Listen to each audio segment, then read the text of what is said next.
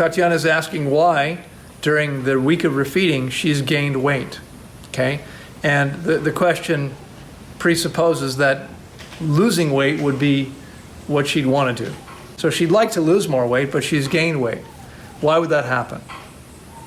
What do you guys think? Glycogen starts refilling? Yeah, glycogen's not particularly heavy, but yeah. You're rehydrating all that old stuff? So Yeah, you're rehydrating old waste in the digestive tract. Is that what you're going to say? no, it's exercising. Well, yes. So she might have built a tiny amount of muscle in a week, but unless she's doing a lot of exercise, probably not that much. Theoretically, what happens when someone breaks their fast and they are still above their optimal body composition, above their fat composition, they continue to lose weight. But if you're rehydrating old waste, you may be holding more water than the weight you're losing. So we have people here, we've had people here this session, everyone who's willing to raise their hand if it's been you, where from 1 week to the next, while fasting, they gained weight while fasting. What do you think? Is that possible? No. No, you can't gain weight. Your body's using its own tissue for fuel. You have to be, there's less of you today than there was a week ago, right? You gotta weigh less. There is one thing that could happen. It is possible as you rehydrate your body, you're holding some extra weight, and we can see that sometimes in the measurements, but that's not usually enough to offset the actual weight loss. But what happens that offsets the weight loss is you're rehydrating all this old stuff in your intestines, okay? And I mean, again, please trust me, you are rehydrating old stuff in your intestines. You've already seen several people raise their hand and say, yeah, I'm moving this stuff, okay? It happens to everyone. If you're sitting here, if you're refeeding and haven't already eliminated something that was difficult and painful and foul smelling and usually very dark, first of all, if you've done a very short fast, it could well be it's not going to happen right now because it wasn't long enough to really get this stuff hydrated and broken down. But if you fasted 21 days and haven't moved that stuff, the likelihood is that it just isn't ready to move yet. It's going to take a little time, right?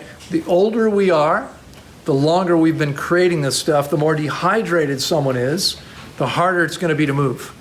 The more hard and dry that stuff is going to be. Okay, so it's still going to happen, I promise you. If it hasn't happened yet, it's going to. And once you finish eliminating all the old stuff, your weight will come down. And I don't remember, well, I guess we haven't looked at your weight yet, but when we look at your weight together, you had it taken this morning? Yeah. So when we look at those numbers together, I'll probably say to you, look, you have more body fat now than you had last week. Okay. Your body, if you have more body fat than your body wants already, it's not going to store more. But it's going to think that the water you're holding in your intestines is fat. And that's why that goes up. That's why that happens. Okay. So a lot of people that still need to lose weight, your weight may go up initially when you start refeeding if you're not eliminating that old stuff yet. If you're still holding that old stuff, your weight could go up. Once you get that stuff out, your weight's going to plummet. Okay? You've probably lost more this week than you would imagine. You just can't see it yet. Okay? By the way, you want to tell us what's been going on for you in the last 24 hours? Because we might have a contender here. So if you didn't hear everything, because I think it might have been hard for everyone to hear what you were saying, refeeding for 9 days now. First 5 days, no bowel movements, no elimination. Then he began eliminating a little bit, but it's become more and more. And over the last 3 or 4 days, his stomach, his belly's been increasingly bloated, right? Maybe 3, maybe 4 months pregnant, that kind of look. But in the last 24 hours, roughly 20 bowel movements, okay? And, you know, I hope you understand.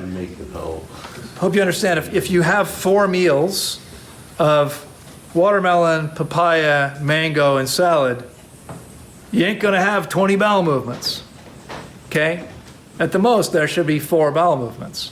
So what's happening, what's moving is a whole bunch of old material. And that's why he was bloated. Because that stuff begins absorbing water and you're taking on mass and volume. It's uncomfortable. Okay, that's what happens.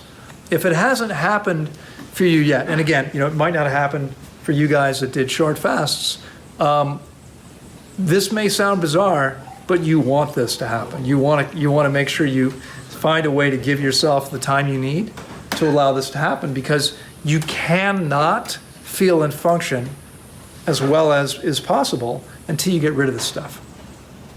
As long as it's in there, it's negatively affecting you. It's affecting how you assimilate nutrients. It's affecting your ability to ever become hydrated. It's affecting how heavy you feel. I mean, imagine, people, the average person, right? If this Danish study, which says the average person's got 5 to 10 kilos, that's 11 to 22 pounds for the gringos. Okay, 11 to 22 pounds in the intestines. And the average guy says, well, a lot of people say, I think I should weigh 150 pounds, whatever the number is, 150 pounds. And I'll say, well, yeah, but don't forget, if you do this properly and long enough, you're going to leave without 10 pounds of old crap in there or more, right? I mean, the number doesn't mean anything, right? People are surprised sometimes when I tell them I'm 147, 150 pounds, somewhere in that range. Yeah, but I don't have all that old stuff in my body that most people do. At my age, the average person's got probably close to 20 pounds. So the average guy who might be 165, what do they really weigh, right?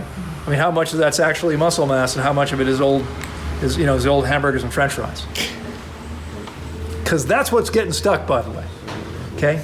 The apples and oranges and salads aren't getting stuck in your system. It's all that stuff that we never should have eaten in the first place because it didn't have fiber or enough water to move through your system efficiently. That's the stuff that gets stuck. Okay? Yeah? Also, one thing that helped but was painful was to keep drinking the water. Right. Thank you so much. So, this is a constant challenge. I'm working with people that are like, no, I can't. I don't want to drink more water because it makes me feel bad. And we had conversations every day. Drink it anyway, right? You got to keep drinking it. Why? Because you have to rehydrate that old material, or it's not going to leave your body. And so Tony just said it was drinking the water, even though it hurt. That's what helped me get rid of it. It's absolutely true. Okay? You need to keep the water coming in because, if you stop because you feel a bit uncomfortable, that means you're not hydrating that stuff. You have to allow. Unfortunately, getting this stuff out of your body isn't always going to be the most pleasant experience. But once it's out of your body, it's a whole new world. Okay? You feel like you're 20? Yeah. It's amazing what happens. Did you hear he said he feels like he's 20? He's actually 20 and a half, and he feels like he's 20. That's incredible. But so the question was, how much water was Tony drinking to accomplish this? Here's the thing. It's different for each person. That 8 to 9, I mean, we've got people who are refeeding now who might be drinking that much, but still aren't getting the results they need. And it could be because they're twice as old. And they've got a lot more hard, dry stuff in there that's much more intransigent. It needs more water to get it moving. So it's going to be different for each person. The spread is a pretty good indicator. If your spread's way too low, you're probably not getting enough water. But you typically don't want to eat around your meals, right? Like right before and right after? I like eating during my meals. I drink water. You don't want to drink water around your meals, no. So the guideline is going to be when it's time to start refeeding, no drinking 15 minutes before meals or 45 minutes after with solid food, 30 minutes after coconut water. Okay, if you drink right before or right after eating or while eating, you're diluting your digestion.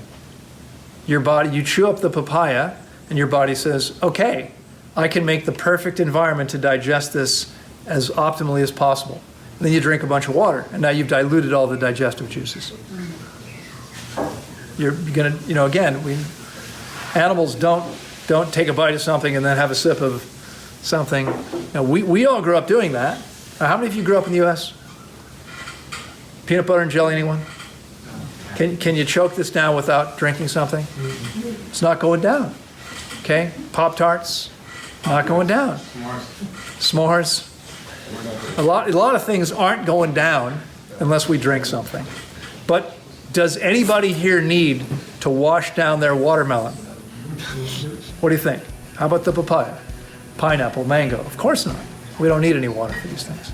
Okay, we're much better off not drinking when we eat. Hi, enjoying my videos?